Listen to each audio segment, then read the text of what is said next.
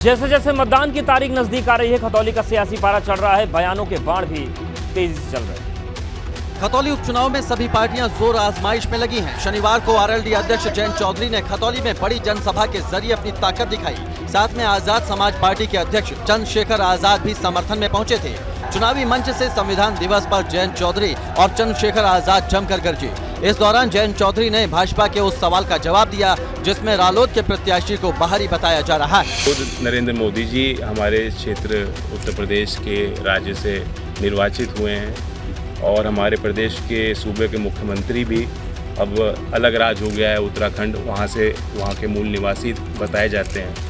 हालांकि गोरखपुर क्षेत्र ने उनको अपनाया। इधर चंद्रशेखर ने खुले मंच से माना कि खतौली का चुनाव बड़ी चुनौती है, लिहाजा चंद्रशेखर ने इमोशनल कार्ड भी खेला। 5 तारीख के दिन नलके के चुनाव चिन्ह पे हमारे प्रत्याशी भाई मदन भैया का हाथ मजबूत करके राष्ट्रीय लोकदल, आजाद समाज पार्टी, समाजवादी के गठबंधन को वोट देकर ताकत देना। वहीं कई मांगों को लेकर किसानों ने एक बार फिर से सरकार के खिलाफ मोर्चा खोल दिया है। इसी को लेकर यूपी और उत्तराखंड में किसान महापंचायत का आयोजन किया गया। लखनऊ और देहरादून में हुई महापंचायत में टिकैत बंधुओं ने सरकार के खिलाफ हुंकार भरी और किसानों की समस्याओं को लेकर अपनी बात रखी। लखनऊ के इको गार्डन में संयुक्त किसान मोर्चा की तरफ से आयोजित महापंचायत में दूर दूर से आए हजारों किसानों ने हिस्सा लिया। यहाँ राकेश शिकायत ने सरकार पर तानाशाही का आरोप लगाया। सरकार बात करने को तैयार नहीं है। उसने तय कर लिया कि हमें इनसे बात ही नहीं करनी। तो लोकतांत्रिक देश में इस तरह की बात तो होती नहीं। ये तो वहाँ होती है जहाँ पे तानाशाहों का राज होता है। तो ऐसा तो नहीं कहीं कि देश में तानाशाहों ने कब्जा कर लिया हो।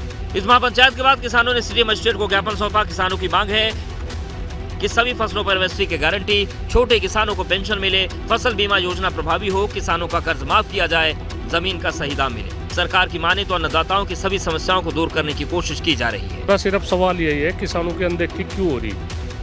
आखिर को किसान फसल पैदा कर रहे और उसका रेट नहीं मिल रहा।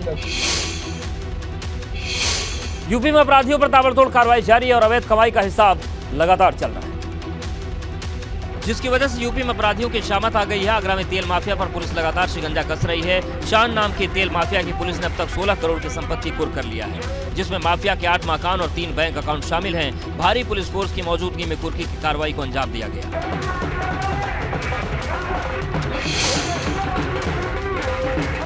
वहीं बुलंदशहर में पुलिस ने बसपा पूर्व विधायक मरहूम हाजी अलीम के घर कुर्की की कार्रवाई को अंजाम दिया। दरअसल मरहूम हाजी अली के 2 बेटे हत्या और हत्या की कोशिश करने के मामले में फरार हैं। 25,000 की नामी दोनों बेटों पर गिरफ्तारी का दावा बनाने के लिए पुलिस ने घर पर कुर्की की कार्रवाई को अंजाम दिया। ब्लॉक प्रमुख हाजी यूनुस हैं, उनके काफिले पे हमला हुआ था जिसमें एक खालिद की मृत्यु हुई थी। उसमें कुछ लोग वांछित चल रहे थे। स्वर्गीय हाजी अलीम के पुत्र भी उसमें शामिल थे।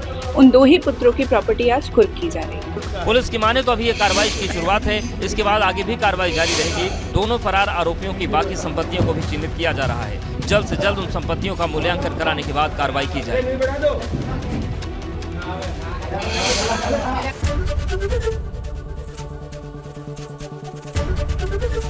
एबीपी गंगा, खबर आपकी, जुबान आपकी।